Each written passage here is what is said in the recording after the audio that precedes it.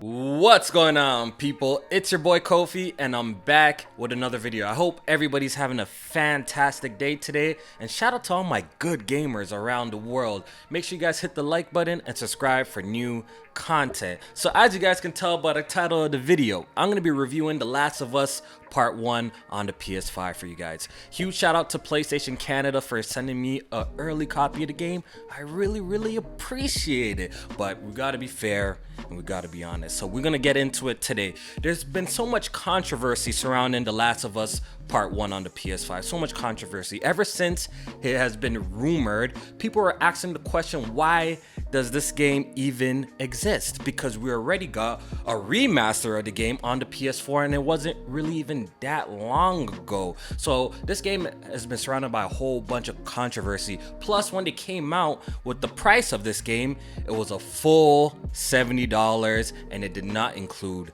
the multiplayer. See, for me, it's been a roller coaster ride initially, because since The Last of Us Part 1 is actually one of my favorite games of all time, one of them, the single player is absolutely incredible.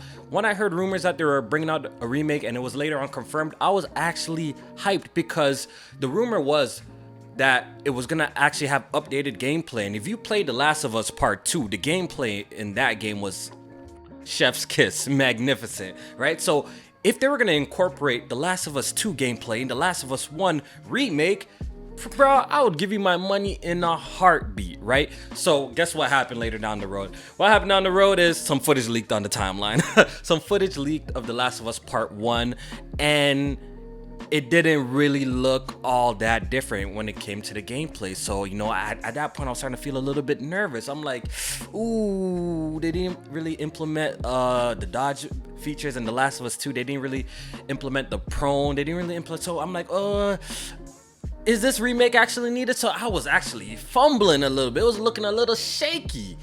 But as Naughty Dog continued to release more and more footage and talk more and more about The Last of Us Part 1, my hype immediately increased again, because ain't no way, if you have proper working eyes, like, you can't tell the difference between the remaster on PS4 and the remake on PS5. The remake on PS5 looks so much better, and we're gonna get into that. So, is The Last of Us Part 1 worth $70? Tommy, listen to me. Hopefully by the end of this video, you can answer the question yourself, but I'm gonna let you guys know what I personally think. The best way I can show you how much the game has improved visually is to actually do a side-by-side comparison with the remaster on PS4. So here we have the opening sequence of The Last of Us Part 1, and I'm gonna let it play, and we're gonna get right back to the review. Monday at work, huh? What are you still doing up? It's late. Oh, crud, what time is it? It's way past your But bedtime. it's still today. Honey, please, not right now. I do not have the energy for this. Here, What's this? your birthday. You like it? Honey, this is... It's What? nice, but I think it's stuck. It's not... What? No. Oh, ha ha. Where did you get the money for this? Drugs. I sell hardcore drugs. Oh, good. You started helping out with the mortgage then. So, what do you guys think? Let me know in the comment section below. Is the visual overhaul enough for you guys to want to play through the game again? I want to start a discussion in the comment section below. Just know that the level of detail extends to the player-controlled gameplay sections as well, if I did not make myself clear. The remake is beautiful, and it looks great on a 4K OLED display. Like many PlayStation exclusives this generation, you have access to a handful of graphical modes to choose from. You have Fidelity Mode, which offers 4K resolution at 40 frames per second, Performance Mode, which offers Dynamic 4K at 60 frames per second, and there's also a mode for 1080p 120 frames per second as well. Now, let's talk about the gameplay. The Last of Us Part 1 has been advertised to have updated, modernized gameplay mechanics, but aims to remain faithful to the original. So, like I mentioned earlier in this video, mechanics that were introduced in The Last of Us Part 2, like being able to prone, dodge, are actually not featured in this remake. New crafting items and weapons are also not featured in this game as well, but what did cross over is the workbench from The Last of Us Part 2. It's definitely cool seeing those workbench animations in the remake. It definitely adds to the immersion. But besides that, I gotta keep it honest. I personally can't tell no major difference between the original and the remake when it comes to its gunplay and its AI. I've always thought the AI in The Last of Us was pretty good, especially on the harder difficulties. I'm not really noticing the modernized gameplay, to be honest. Not saying that they didn't do anything, because Naughty Dog has a whole bunch of behind the scenes footage of them working on the AI and explaining the changes. But overall, the gameplay loop and experience is so similar, I personally couldn't tell much of a difference. For example, like the same strategies I was using to sneak past enemies and get through certain sections in the last game worked in this game without any issues. With that being said, The Last of Us has aged like fine wine. The combat is still incredible and extremely satisfying. The DualSense support is okay. You feel the resistance on the triggers when aiming, healing, and firing your weapon. But I will say, I was more impressed with the way the DualSense was implemented in a game like Returnal. I felt like it added to the experience in a more meaningful way, where in The Last of Us, it's just there kind of just to be there. And just like The Last of Us Part 2, the remake features a whole bunch of accessibility options to customize your experience and make the game playable to many people that have disabilities. And for all my speedrunners around the world, Naughty Dog has you covered. The Last of Us Part 1 offers a speedrun mode where it enables an in-game timer that tracks your current and best playthrough length. There's also a permadeath mode for people who really want a challenge. If this is your first time playing The Last of Us, you're in for a treat.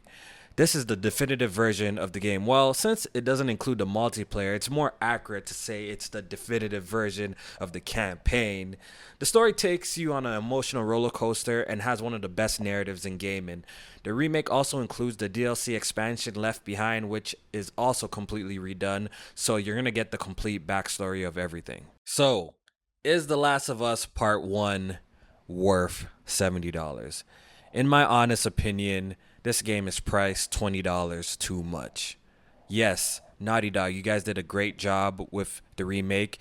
We definitely see the changes to the graphics. The visuals look so much better. The character models look great. The facial animations look great. The environments look great. The reflections look great. Everything from top to bottom looks fantastic.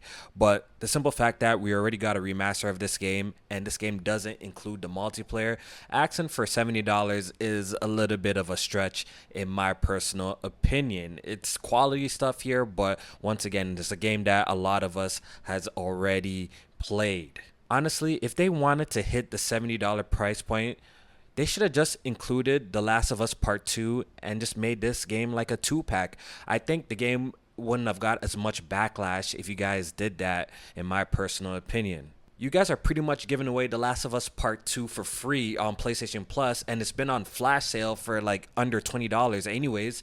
You guys should have just put them together and just made it a double pack of The Last of Us Part 1 and 2. I think people would have been okay with the price being $70. You probably wouldn't be receiving as much backlash as you are. So, do I recommend The Last of Us Part 1 Remake? Yes, if you desperately need something to play at the moment, you've been fiending to revisit this game, this is probably the best way to play The Last of Us 1 again. But if you're kind of like okay, you know, you're not too pressed about revisiting this game, definitely wait for a sale. So that's it, guys. Hopefully you found this video informative. Hopefully it helped you make your decision on purchasing The Last of Us Part 1 Remake or waiting for a sale. Let me know in the comment section. If you enjoyed the video, make sure to leave a like and subscribe for more content. Thank you guys for watching once again, and I'll be back with another video. Peace.